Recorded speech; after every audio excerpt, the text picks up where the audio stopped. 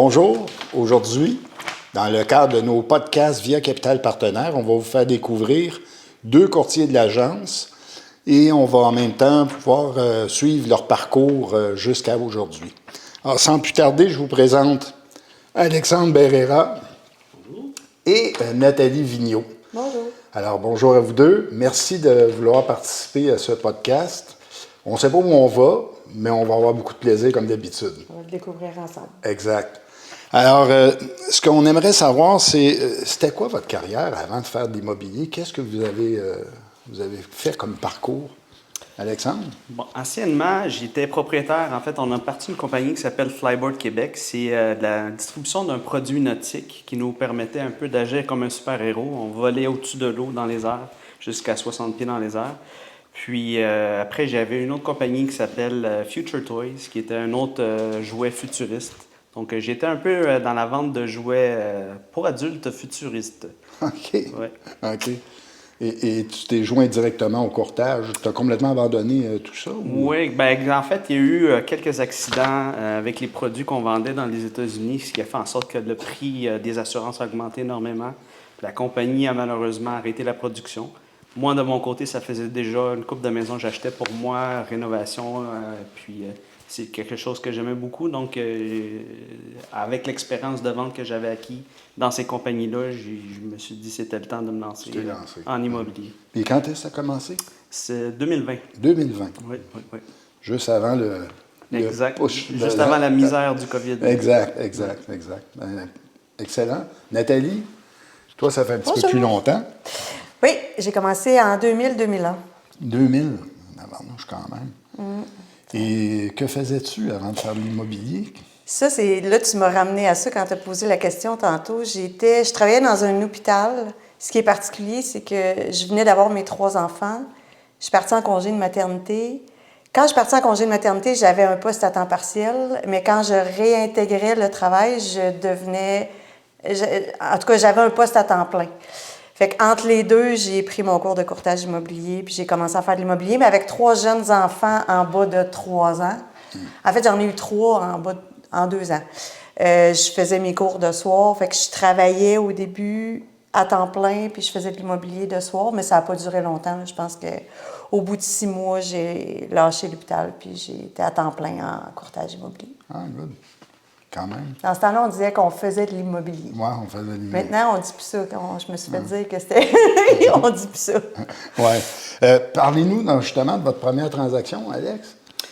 On dit toujours que les courtiers COVID, ils étaient chanceux, que tout allait super bien, c'était fantastique, ça se vendait comme des petits pains chauds. Mais on sait tous que les courtiers, quand on commence, c'est pas toujours de la vente qu'on fait, mais des clients acheteurs. Donc, c'est assez difficile de convaincre un client qui doit mettre 100 000 $ de plus pour son premier achat. Ouais. Parce que, malheureusement, la COVID a fait en sorte qu'il y avait presque plus d'inventaire sur le marché. Donc, c'est ça, c'est de convaincre une famille de dire non seulement tes enfants ne peuvent pas visiter la maison, mais en plus, il va falloir mettre 100 000 $ de plus. Après, c'est d'annoncer au client, malheureusement, même après avoir mis 100 000, ben, on est arrivé en 6e place. C'est ça. Après 10 offres d'achat sur des maisons, on a finalement réussi à gagner une maison. Dans ce temps-là, j'avais utilisé une stratégie. Je savais qu'il y avait une maison qui n'était pas très chère, qui avait une piscine creusée, et puis qu'à côté, il y avait pas de piscine creusée. Je savais que les gens allaient tous se garrocher sur l'autre, donc j'ai dit, regarde, nous, on va aller faire un autre sur l'autre à côté. On va laisser les gens se battre sur elle. Puis on a réussi à gagner de cette façon-là. Ellie, toi, ta première transaction, ça fait vraiment longtemps! Ouais. C'était des gens que je connaissais. En fait, ils ont fait une offre conditionnelle à la vente de leur propriété sur une maison. C'était 2 maisons à Boisbriand.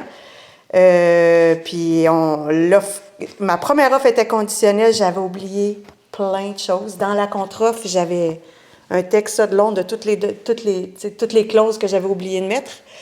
Ça a super bien été. On a vendu leur maison rapidement, puis l'offre conditionnelle est devenue ferme. Ça a été ma première transaction, 2 en 1. Puis ça a bien été. C'était avec un courtier d'expérience.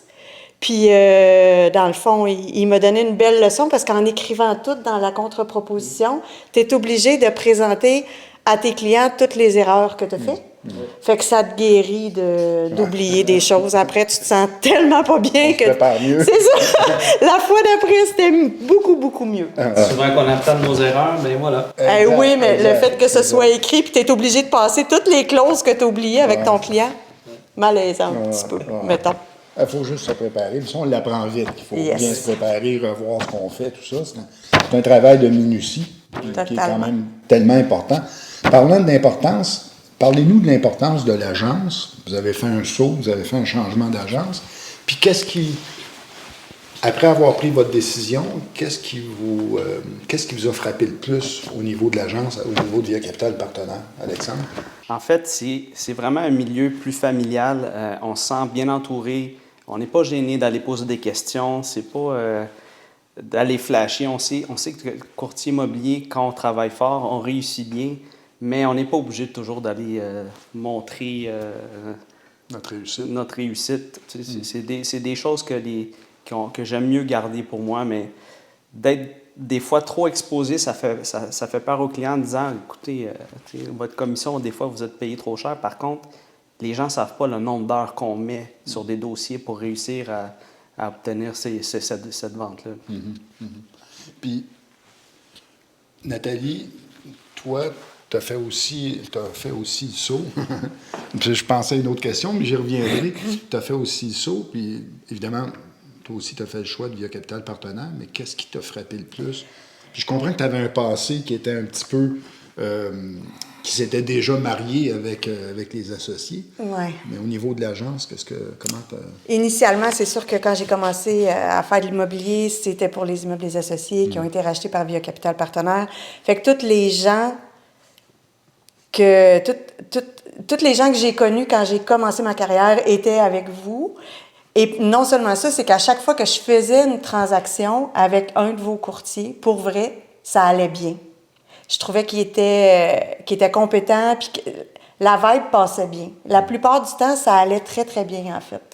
Fait que puis je connaissais, toi, je te connaissais, puis je connaissais plusieurs courtiers, fait que je savais que j'allais être dans un milieu familial. Moi aussi, je dirais le mot familial, en fait. Humain, familial, dans le sens où courtier immobilier, il y a des hauts puis il y a des bas, peu importe les courtiers, peu importe le nombre de transactions qu'on fait. Il y a des fois où c'est le paradis, puis il y a d'autres fois où on se sent vraiment pas bien, puis c'est difficile. Il y a beaucoup de stress relié à ce métier-là. C'est le fun d'avoir un endroit où tu peux entrer, puis ça va te faire du bien. Tu vas sortir de là, puis tu vas te sentir mieux, parce que tu vas avoir jasé des vraies choses avec les gens. Tu sais, ce sera pas du oui, moi, ça va très bien. C'est pas vrai, ça va pas toujours bien. Puis c'est le fun d'être dans un lieu où tu peux vraiment aller décanter puis repartir mieux après. Il y a ça. Puis il y a toi, qui est extrêmement compétent, c'est vrai. Puis je suis pas... Tout le monde qui me connaît sait que je suis pas... Je suis pas du genre à lancer des compliments, mais tu es extrêmement compétent. Puis quand tu réponds à une question, je me fie vraiment sur toi, puis j'ai 100% confiance en toi, ce qui est très, très, très apprécié, parce que quand ça fait très longtemps que tu fais ce métier-là, il y a beaucoup de choses que tu as appris, justement, parce que tous les humains font des erreurs. Fait qu'il y a des affaires que tu sais déjà, fait que plus que tu en fais depuis longtemps, moins que tu as besoin de conseils. Mais quand tu as besoin d'un conseil, par contre, c'est souvent un petit peu plus compliqué. Fait que tu as besoin d'une réponse juste, puis ça, tu le fais très, très bien. Merci. Tu m'amènes justement sur la question qui me brûlait tantôt. Bon, on le sait, le travail d'aujourd'hui nécessite énormément de minutie. Tout se passe dans le détail, puis c'est le diable qui est dans les détails. Les responsabilités qu'on a, t'en parlais, c'est énormément de travail, mais on a énormément de responsabilités. La qualité des clauses qu'on doit composer, s'ajuster avec les situations, etc. L'encadrement de l'agence, à quel point vous trouvez que c'est important, justement, tout l'encadrement qu'on met de l'avant, les formations qu'on essaie de donner? Oui, la proximité qu'on peut avoir, puis la facilité de vous répondre, mais à quel point l'encadrement est important, selon vous? Bien, c'est très important parce qu'on sait que l'OASIC va toujours refaire des nouveaux formulaires, changer les lois un petit peu pour s'adapter au marché, puis de savoir que on est bien encadré. C'est comme si j'avais un père de famille qui me sert d'avocat en même temps. Chaque petite erreur que je peux faire, bien, l'agence me dit, regarde, ça va être à corriger. Mais c'est comme ça qu'on apprend. Oui, on peut se permettre de faire des erreurs. Par contre, de savoir qu'on a une agence qui nous encadre, avoir le document qui va aller chez le notaire, qui va être qui va être parfaitement bien rempli. Ça me permet de bien dormir le soir, de pouvoir me dire, regarde, il n'y en a pas d'erreur parce que ça a été revu par l'agence. En plus, avec les formations à chaque fois, ça nous permet de rester à jour. C'est important de suivre, en fait, les lois. L'évolution. Pas faire des erreurs. Puis, c'est pas vrai que on va toujours être comme des avocats qui savent tout sur la... Même les avocats ne savent pas tout. Fait que c'est ces formations-là puis les suivis qui nous permettent de rester on top of the game, comme on dirait en anglais. Ouais. Mais oui, c'est ça. C'est ça pour ça que j'aime aussi l'agence. C'est vraiment c'est important d'être encadré pour justement que les transactions se passent toujours bien. Parfait. Je vais rajouter un petit quelque chose aussi là-dessus, c'est que avec le marché qui va hyper vite, tu sais, souvent on est en offre multiple, puis il y a souvent des gens déçus. Il ne faut pas oublier qu'on déçoit. Il y a un comptant pour plusieurs personnes déçues. Il faut vraiment le faire de la bonne manière. Il faut s'ajuster. Puis là, moi, je dis tout le temps que le marché, il est bipolaire. Fait que, tu sais, ça fait ça. Il faut tout le temps se réajuster encore. Puis avec le numérique, tout va très vite. Fait que des réajustements, on fait que ça. C'est important d'avoir une équipe qui peut répondre à nos questions. Dans mon cas, il y en a beaucoup. Tout ce qui est numérique, c'est compliqué. Oui. La technologie, malheureusement. On apprend. On fait partie de ceux, c'est ça, qui doivent s'ajuster encore plus que les plus jeunes. Mais bon, c'est un mal nécessaire. Ouais. Puis, au niveau de l'agence, qu'est-ce qui vous allume le plus? Les activités sociales, les formations, on a une journée kick-off. Y a-t-il quelque chose en particulier, vous? Il y a le party de Noël aussi. On essaie de faire une multitude de choses, mais qu'est-ce qui vous saute le plus à l'esprit? Dire, hey, ça, moi, ça m'accroche beaucoup. Bien, justement, le party de Noël, moi, c'est quelque chose que j'aime beaucoup parce que, il y a toujours des thèmes, puis les gens participent, puis ils s'impliquent. C'est pas, tu sais, chaque table reste dans leur coin, puis ils disent, tout le monde s'implique, c'est le party. Les gens sont joyaux, tout le monde est social, tout le monde vient se voir, même si on se voit pas souvent, tout le monde embarque et participe. Fait que c'est ça qui fait d'une agence vraiment intéressante. Comme ça. Pour moi, c'est le party de Noël aussi parce que je suis pas en représentation. Tu sais, quand je vais dans des événements, je suis pas un courtier qui est en représentation dans un événement. Je suis Nathalie Vigneault qui s'en va là pour s'amuser avec du monde le fun. Méchante différence. Ouais. Complètement différent. Ah, ben good. Puis, 2 dernières questions pour vous. On est dans un marché qui est extrêmement compétitif, qu'on le veuille ou non. L'inventaire est bas, il faut aller sur le terrain, il faut se distinguer. Qu'est-ce qui fait la différence? Pourquoi choisir Alexandre? Comment travailles-tu au niveau de ton image, au niveau de ce qui peut faire la distinction de choisir Alexandre? Oui. Bien, de mon côté, ça va être premièrement la transparence. Je dis toujours à mes clients, ce que je vais vous dire, c'est pas toujours ce que vous avez envie d'entendre, mais ce que vous avez besoin d'entendre. Dans un marché actuellement, on n'est plus dans la COVID. Donc, quand on affiche une maison, il faut être au bon prix. Ça fait pas toujours le bonheur des clients d'entendre le prix qu'on doit afficher la maison. Par contre, on est les experts, puis on sait, c'est nous qui faisons les études de marché. On sait qu'est-ce que les clients ont besoin d'entendre. Des fois, il va falloir faire des petites rénovations. C'est pas toujours intéressant pour les gens d'entendre « Regarde, ta cuisine, on ne dit pas ça, elle n'est pas belle, mais voici des choses que tu as à faire. » Mais goût du jour. exactement. C'est au goût du jour, c'est la façon polie. Donc, c'est ça. C'est que la transparence est très importante. Quand je dis quelque chose, je respecte ma parole aussi. Puis la disponibilité. Combien de fois je vais appeler des fois des confrères impossible à rejoindre. Quand tu m'appelles, tu peux être sûr que dans 30 minutes, si je suis occupé, il y a un retour d'appel qui se fait. Puis aussi ma grande présence sur les réseaux sociaux, d'autres façons de travailler.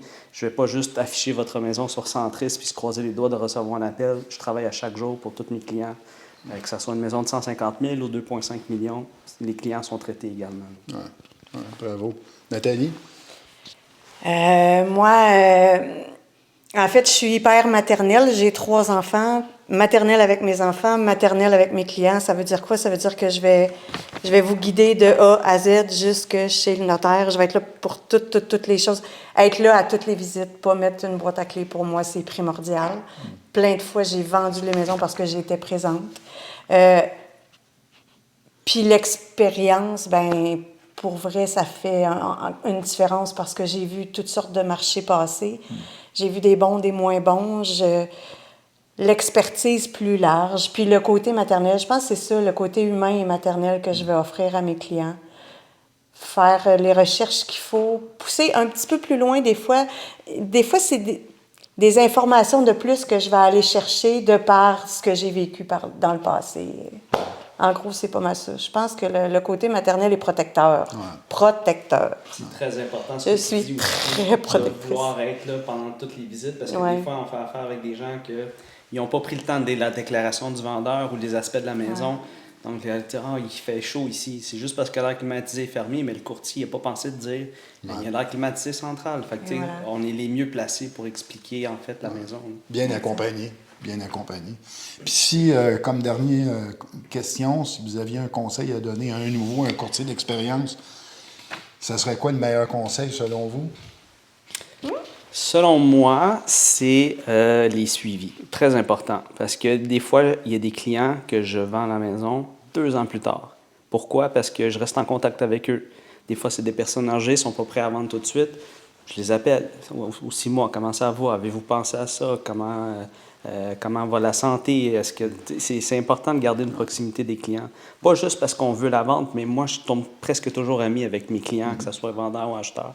Jusqu'à 2 ans plus tard, les clients m'appellent encore aujourd'hui pour avoir des conseils sur peu importe. Fait que les suivis, très, très, très importants. là. Parce que c'est pas toujours la semaine prochaine, mais des fois 2 ans plus tard que les clients vont vouloir vendre. Ah, good.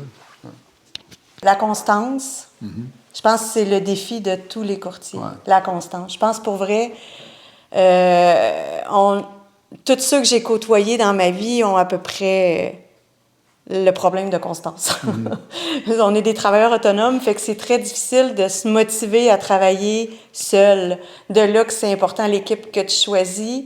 Puis je pense que, je sais pas si vous le faites au bureau, là, mais des groupes pour se motiver. Parce que je reviens au up and down. Là. Il y a des fois, c'est merveilleux, et des fois, c'est hyper difficile.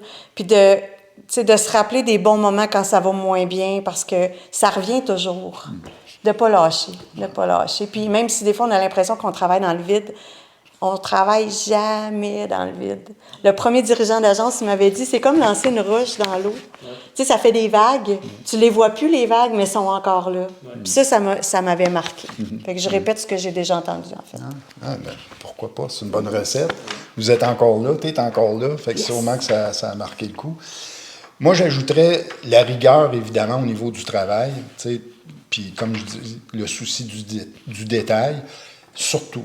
Puis vous en avez parlé indirectement, de ne pas avoir peur de partager. Partager les bons, les mauvais coups, quand ça va bien, quand ça va pas bien, mais être capable de se confier aussi même à des collègues, échanger avec des collègues, c'est ce qui nous fait grandir. C'est ce qui, moi, sur lequel je m'acharne beaucoup à dire, on est tous unis. Notre compétition, c'est pas entre nous. Il faut travailler ensemble puis se faire grandir ensemble. Fait qu'Alexandre, merci beaucoup. Merci d'avoir participé à ce podcast. Avec plaisir, Je sais que c'est pas évident, mais merci beaucoup. J'apprécie. Nathalie aussi, toi qui n'aimes pas le micro et la caméra. Mais tu t'es bien défendu. Merci vous-même. Ben, ouais. Puis, les amis, on se revoit bientôt pour un prochain podcast. Merci à vous.